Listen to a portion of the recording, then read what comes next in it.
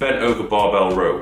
You can't argue this is a very solid compound movement which is not only going to build your back, but it's going to help build and strengthen your core as well at the same time. One of the reasons why I like it so much, there's so many different variations you can apply to this exercise in order to target different areas of your back and recruit different muscle fibers. So you have the option of changing up the grip positioning. You could have a closer grip, or you could go for a wider grip. You could go for a pronated grip, you could also go for a supinated grip. Now, there's no perfect way to do it. I would just suggest that you mix it up from time to time.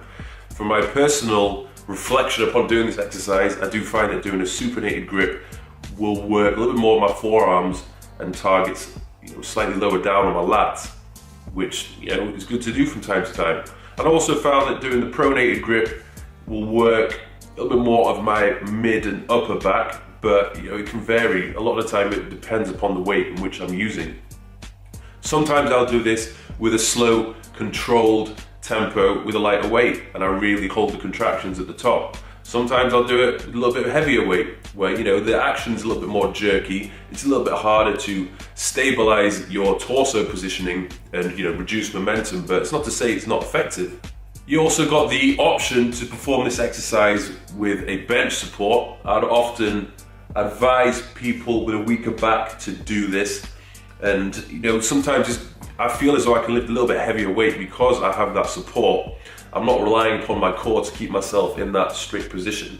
It's completely going to isolate my back, which sometimes will allow me to lift heavier. Now, the next exercise I would select would be the lat pull down. I feel as though this is one of the best exercises you can choose in order to target your lats from a vertical plane or vertical pulling plane of motion, okay?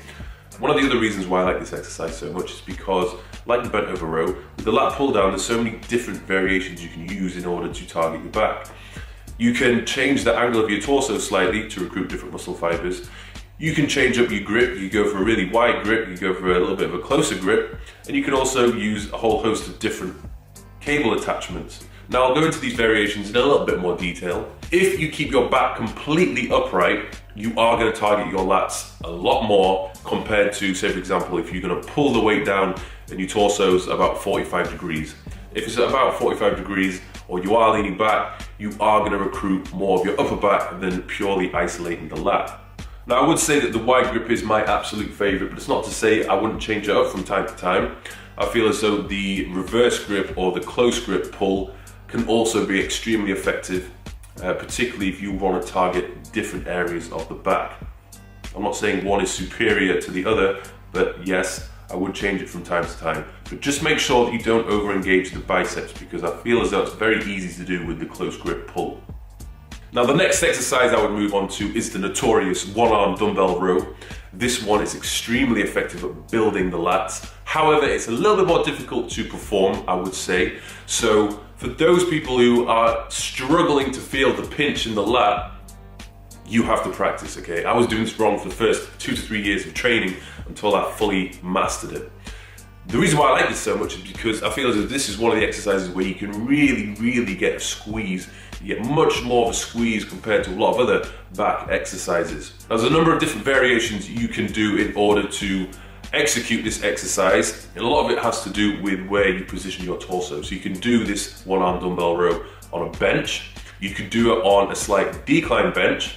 You could even do it standing. Again, I would change it up from time to time, but I do feel as though if you have your knee resting upon something, it allows you to keep your body stable and really focus the tension and the weight onto the lat muscle. Now, over the past few years, when I've been personal training clients, a lot of people who, they're beginners or they struggle to engage the lat and to get that shoulder retraction, they often don't pick it up very quickly when they do a bent over a dumbbell row, if they're kind of leaning forward and trying to do it. But if they do it upright, doing a seated cable one-arm pull, they learn how to do it much quicker in comparison, okay? So I would probably perform this exercise or do both of them at the same time to really engage your lat and to learn how to do the movement properly before you begin to really overload the muscles doing the one-arm dumbbell row.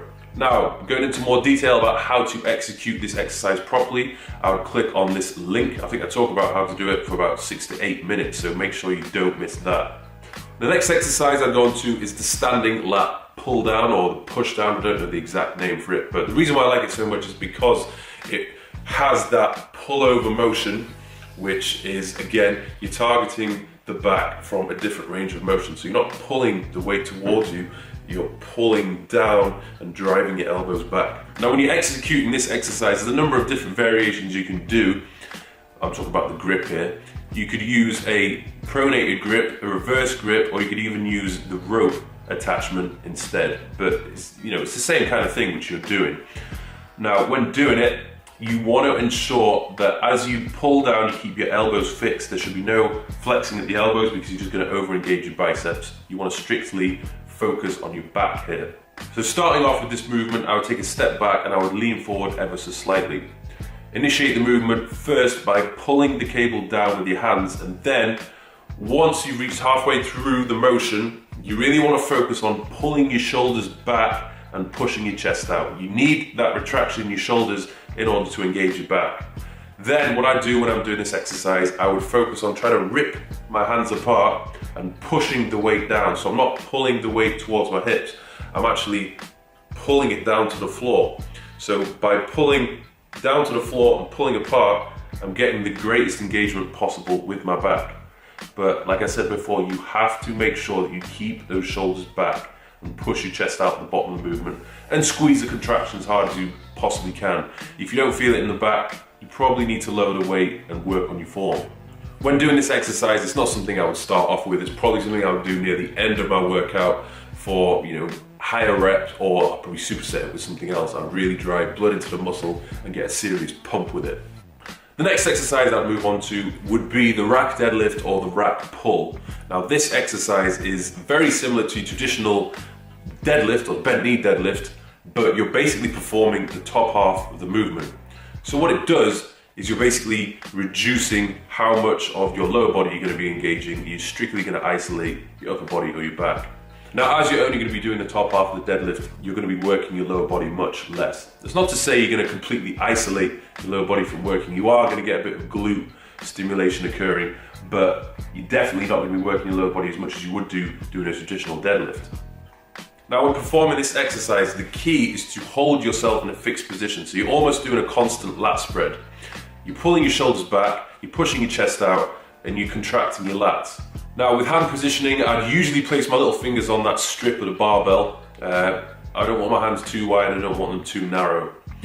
So I'd initiate this movement, I'd keep my back completely straight and fixed, and I'd begin by just pulling the weight towards me. Now, if you have the intention of thrusting forward, you are going to engage more of your glutes when you perform this. If you try and think of just pulling the weight, you're going to engage your glutes a lot less, but you will place more of the tension on your mid and lower back. So it's completely up to you and what muscles you're trying to target here. With me, I don't really want to work my glutes, I want to work my entire back. So I'm thinking more about pulling the weight towards